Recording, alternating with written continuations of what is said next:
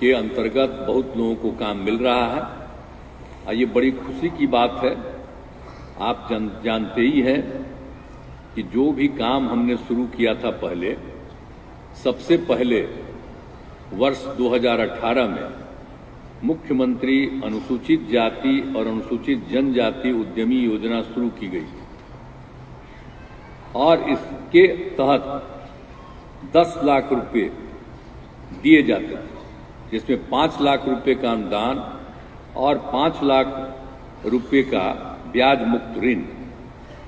तो इसके अतिरिक्त प्रशिक्षण के लिए भी 25,000 रुपए का लोगों को मदद किया जाता था। तो ये सब काम शुरू हुआ था।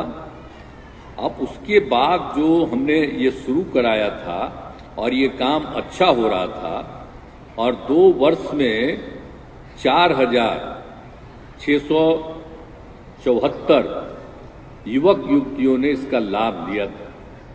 तो मुझे 18 से शुरू किया था तब खुशी हुई थी।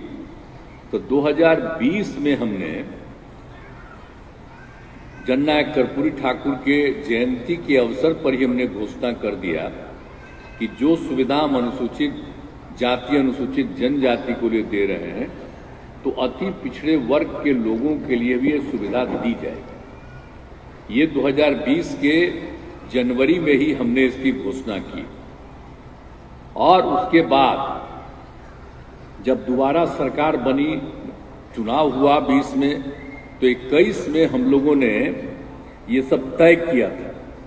7 निश्चय 2 जो हम लोगों ने किया था। तो 2015 में जो 7 निश्चय शुरू किया, जिसका किया 7 निश्चय 1 और दूसरा 7 निश्चय 2 जो शुरू किया, तो उसी समय मेरे मन में ये बात आ रही थी कि हमने 2 कम्युनिटी के लोगों को, एक को तो पहले से दे रहे थे, उसका फायदा ले रहा और दूसरे को दिया, तो मुझको लगा कि सब लोगों को इसका लाभ मिलना चाहिए।